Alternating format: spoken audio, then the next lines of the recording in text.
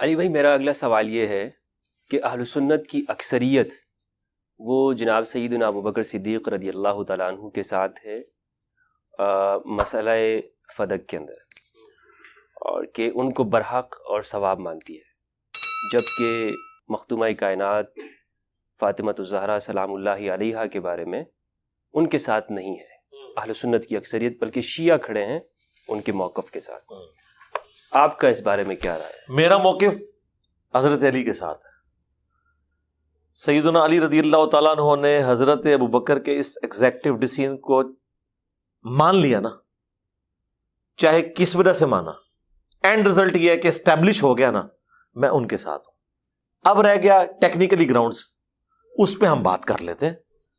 عمر بن عبدالعزیز نے تو وہ واپس کر دیا تھا، لیکن اس کے پیچھے ظاہر ایک پورا ٹریک ریکارڈ تھا۔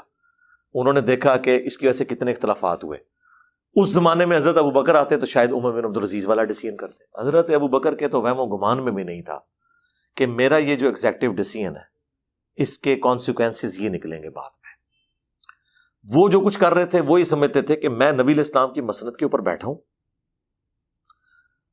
نبی علیہ السلام اس کی دیکھ بھال کرتے تھے، اب ان کے بیہاف پہ میں کروں گا، اس کی کمائی جائے گی آل محمد کو صلی اللہ علیہ وآلہ وسلم۔ اور اسی لیے انہوں نے وہ حدیث وراثت والی بھی سنائی کہ اگر نبی کا کوئی وارث نہیں ہے تو اس کے بہاف کے اوپر مینجمنٹ کی تو پھر ضرورت نہیں، ہم اسے مینیجریل ایشو سمجھتے ہیں۔ اگر حضرت ابوبکر اس وقت عمر بن عبدالعزیز والا ڈیسیژن بھی کر دیتے، حضرت علی کے حوالے کر دیتے یا حضرت عباس کے حوالے کر دیتے، تب بھی درست ہوتا۔ الٹیمیٹلی جو ہوا، سیدنا علی نے اس ڈیسیژن کو ایکسیپٹ کیا، ان کی ایکسیپٹنس نے اس چیپٹر کو کر دیا کلوز۔ اب اس میں سے نکالنا کیا ہے؟ نکلنا تب ہوگا جب میں وہی بات کروں گا کہ امیر شام والا مسئلہ مولا علی کی وفات تک ڈسپیوٹڈ رہے، وہ قیامت تک ڈسپیوٹڈ رہے گا۔ جو مسئلہ ڈسپیوٹڈ نہیں رہا کسی بھی وجہ سے، سیدنا علی نے اسے ایکسیپٹنس دے دی ہے، تو آج اس کے اوپر بات کرنا کوئی دین کی خدمت کرنا نہیں ہے، بلکہ ایک خام خواہ کی ایک وہ بحث ہے جس کا اینڈ رزلٹ تو بہرحال اس صورت میں نکلے گا جس سٹانس کے اوپر سنیت کھڑی ہوئی ہے، شیعہ والے سٹانس میں نہیں نکلے گا۔ اس کی وجہ یہ ہے کہ اینڈ رزلٹ یہ ہے کہ حضرت علی وہی موقف رکھتے ہیں، اور شیعہ بھی مانتے ہیں کہ حضرت علی نے امت کے وسیع تر مفاد میں کر لیا۔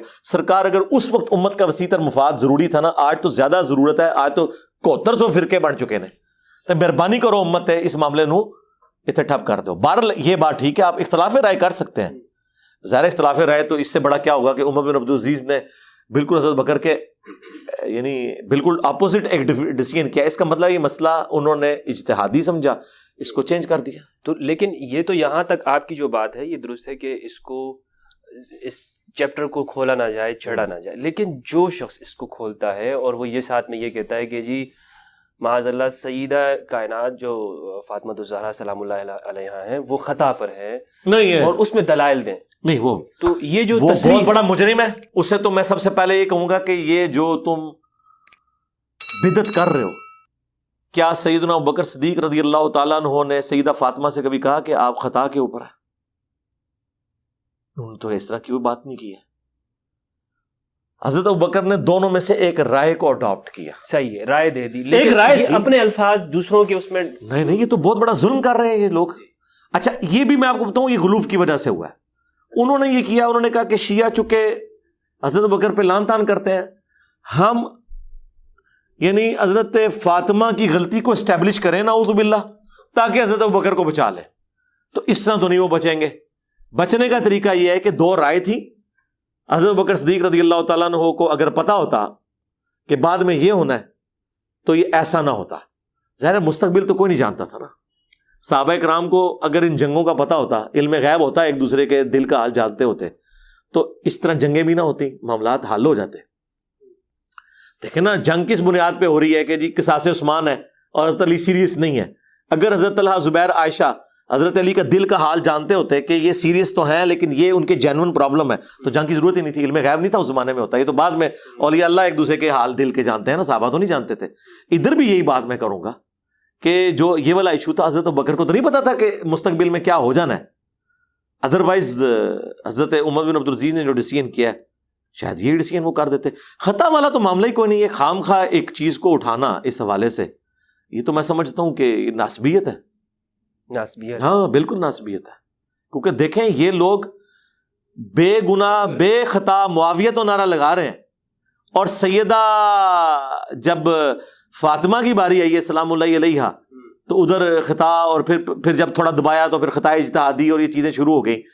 تو خطا اجتہادی تو پہلے دن سے امیر شام کے بارے میں سب کو پتا ہے. ادھر جب نعرہ تمہارا لگا رہا تھا وہ باپا جانی اور اس کی سپورٹ میں تم لوگ کھڑے تھے, اس وقت نہیں اس کو کسی نے مت دی کہ یہ تو نعرہ لگ ہی نہیں سکتا.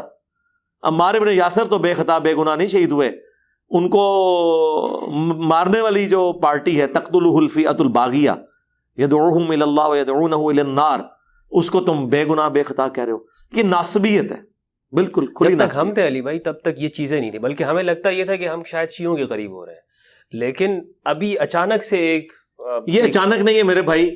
جس طرح میڈیا کی وجہ سے جنگ جمل صفین نہروان اچانک سے سامنے آ گئی ہیں, ہے یہ کتابوں میں پہلے بھی تھی, یہ بھی ابھی اچانک سے سامنے اس لیے آئی ہیں کہ بریلویت اسی کا نام ہے. جی احمد بریلوی صاحب جو ہے نا وہ اور احمد سرندی یہ امیر شام کے دفاع وہی کرتے ہیں جو اشرف جلالی صاحب کر رہے ہیں. یہ مسئلہ پیچھے سے چل رہا ہے, اس کو صرف بیان کیا. اگر میں بریلویت کو دیکھوں نا تو میں اشرف جلالی کو حق پہ مانتا ہوں. اگر میں سنیت کو دیکھوں اور کتاب و سنت کے منہج کو دیکھوں تو اشرف جلالی جو ہے خطا کے اوپر ہے. بریلویوں کو کوئی حق نہیں پہنچتا کہ اشرف جلالی کے بارے میں بات کرے, کیونکہ وہ بریلویت کو لے کے چل رہا ہے. اس لیے آپ دیکھیں اعلیٰ حضرت کے مزار سے بھی ان کے حق میں فتویٰ نکلا ہے. جتنے ہارڈ لائنر بریلوی ہیں سب ان کے ساتھ کھڑے ہوئے ہیں. یہ تو چند ایک لوگ ہیں نا, حنیف قریشی صاحب یا سین الدین شاہ صاحب اکا دکا یا ڈاکٹر طاہر قادری صاحب ہے. اوور آل جو ساری بریلویت ہے وہ تو ان کے ساتھ کھڑی ہوئی ہے. تو ختم ہو جائیں گی بریلوی تو ایسے. ہماری تو خواہش ہے کہ ختم ہو جائے اور لوگ سارے فرقوں سے ختم ہو کے کتاب و سنت کے اوپر آ کے اپنے آپ کو مسلم کہیں. کیونکہ ایک صحیح ضمیر والا انسان تو کبھی بھی اس جگہ پہ نہیں کھڑا. ہم تو اندر سے بڑے خوش ہیں, بہت خوش ہیں. میں آن کیمرہ کہہ رہا ہوں, ہم تو اس بات پہ پریشان میں چاہ رہا ہوں کہ اس کے بعد آپ پہ یہ کھلے گا کہ بلنڈر ہی ہوتا ہے, وہ کسی سے بھی ہو سکتا ہے. ایٹ لیسٹ اب بریلویوں کو تو پتا چل گیا نا کہ اعلیٰ حضرت امیر شام کے مسئلے میں غلط تھے, تو وہ جو میں ڈرل کرنا چاہتا تھا وہ تو ہو گیا نا, کہ اس کا مطلب پھر اعلیٰ حضرت باقی چیزوں میں بھی غلط ہو سکتے ہیں. جس طرح آپ کے استاد اور میرے استاد, میں تو یعنی کتابوں کے اعتبار سے بات کر رہا ہوں, غلام رسول سعیدی صاحب نے انا فتحنا لک فتحا مبینا, اس کے بعد ایک انہوں نے ڈرل تو کر دیا نا کہ اعلیٰ حضرت سے بھی مس ہینڈلنگ ہو سکتی ہے, ٹھیک ہے نا. عبداللہ محدث دہلوی سے داڑھی کے مسئلے میں اختلاف کر کے انہوں نے ایک ڈرل تو کر دیا نا, تو میں سمجھتا ہوں ایک ڈرل ہے اور بریلویوں کو پریشان ہونے کی ضرورت نہیں. آپ تو خود ایک جعلی روایت سناتے ہیں کہ اختلاف میری امت میں رحمت ہے, تو انجوائے کرو اس رحمت کو. یہ روایت تو جعلی ہے لیکن میں تو اس رحمت کو انجوائے کر رہا ہوں کہ بریلویوں کو یہ بتانے میں کامیاب ہو جاؤں کہ دیکھ لو تمہارے اپنے فرقے کے اندر بھی کتنی دو ڈیفرنٹ رائے ہیں. لہٰذا آپ ذرا اپنا دماغ کھولو اور دیکھو کہ کتاب و سنت کیا کہہ رہا ہے. دونوں طرف بڑے بڑے علماء کھڑے ہوئے ہیں نا, تو کوئی ایک تو ٹھیک ہوگا. جب ایک ٹھیک ہوگا نا تو جو غلط نکل رہا ہے نا وہ تمہارے فرقے کا امام ہے. یہ اشرف جلالی بھی بیسیکلی نقشبندی ہے, یہ شیخ احمد سرندی کا مرید ہے, آپ کو پتا ہے یہ نقشبندی سلسلے میں ہے, اسی لیے اس نے افکار مجدیہ کا ذکر کیا ہے. افکار مجدیہ یہی ہے, ہاں وہ تو بہت ہارڈ لائنر ہے اس معاملے میں, اور مجھے یہ کہنے میں آر نہیں ہے.